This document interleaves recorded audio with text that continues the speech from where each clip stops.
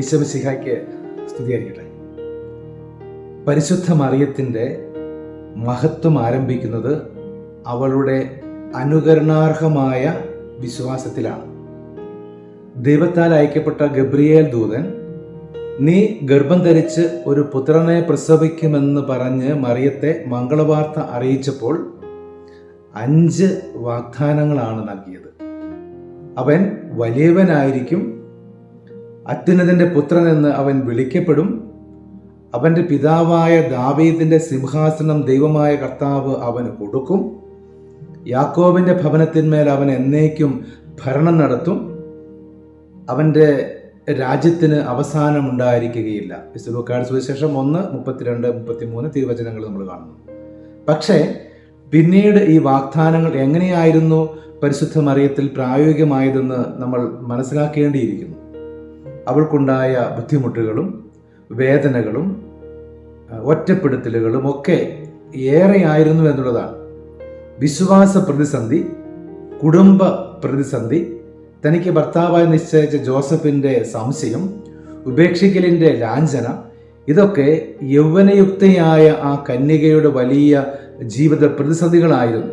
വാസ്തവത്തിൽ പരിശുദ്ധ അമ്മയുടെ ജീവിതം ഒരു സാധാരണക്കാരന്റെ ഭാഷയിൽ എല്ലാം നടക്കാത്ത ചില സ്വപ്നങ്ങൾ അപ്രകാരം മാത്രമായിരുന്നു. കാരണം മംഗളവാർത്തയ്ക്ക് ശേഷമുള്ള അമ്മയുടെ ജീവിതാനുഭവങ്ങൾ അത്ര മംഗളകരമല്ലായിരുന്നു എന്ന് നമുക്കറിയാം. കണ്ണുനീരും ദുഃഖവും വേദനകളും പ്രയാസങ്ങളും ക്ലേശങ്ങളും നിറഞ്ഞ ജീവിതാനുഭവങ്ങൾ ധാരാളം.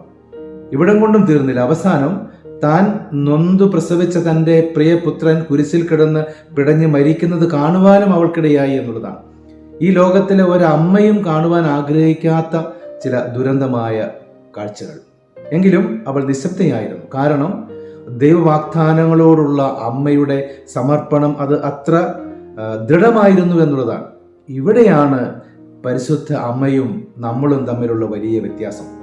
കാരണം ദൈവത്തിൻ്റെ വാഗ്ദാനങ്ങളും തുടർന്നുള്ള അമ്മയുടെ യഥാർത്ഥ ജീവിതവും തമ്മിൽ ഒരുപാട് വൈരുദ്ധ്യങ്ങളുണ്ട്. ഒരു പക്ഷേ ആ അനുഭവങ്ങൾ നമുക്കാണ് ഉണ്ടായിരുന്നതെങ്കിൽ നമ്മുടെ അല്പവിശ്വാസത്തെ നമ്മൾ മുറുകെ പിടിച്ച് വിശ്വാസ ജീവിതത്തെയും ദേവാലയത്തെയും പട്ടക്കാരനെയും എല്ലാവരെയും കുറ്റപ്പെടുത്തി എന്നോ വിശ്വാസം ഉപേക്ഷിച്ച് നാം പോയേനെ. ഇവിടെയാണ് പരിശുദ്ധ അമ്മയുടെ പ്രസക്തി.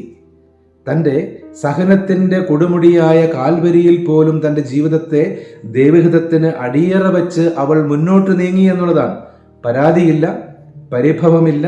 ഇതാ കർത്താവിന്റെ ദാസി എന്ന ദൂതനോട് പറഞ്ഞതുപോലെ എല്ലാം ദൈവഹിതമെന്ന് ഉൾക്കൊള്ളുന്നതായിരുന്നു അവളുടെ ജീവിതയാത്ര. സ്നേഹമുള്ളവരെ, ജീവിതത്തിൽ സഹനങ്ങളും വേദനകളും ഉണ്ടാകുമ്പോൾ അതെല്ലാം ദൈവത്തിങ്കിലേക്ക് നമ്മെ അടുപ്പിക്കുമെന്നത് നമുക്ക് മറക്കാതിരിക്കാം. പരിശുദ്ധ അമ്മയുടെ ജീവിതം, അവളുടെ സഹനങ്ങൾ എല്ലാം നമ്മെ പഠിപ്പിക്കുന്നത് തന്നെയാണ്. ഏറ്റവും ഒടുവിൽ വചനം ഓർമ്മിപ്പിക്കുന്നത് പോലെ അവസാനം വരെ സഹിച്ച് നിലനിൽക്കുന്നവൻ രക്ഷിക്കപ്പെടും. സഹനങ്ങൾക്കൊടുവിൽ ലഭിക്കുന്ന നിത്യസമ്മാനത്തിനായി നമുക്ക് കാത്തിരിക്കാം. ആഴമേറിയ വിശ്വാസമാണ് മറിയത്തെ പരിശുദ്ധ മറിയമാക്കി മാറ്റിയത്. നമുക്ക് മറിയത്തിൻ്റെ വിശ്വാസത്തിൻ്റെ ആഴങ്ങളിലേക്ക് ഇറങ്ങി വരാം.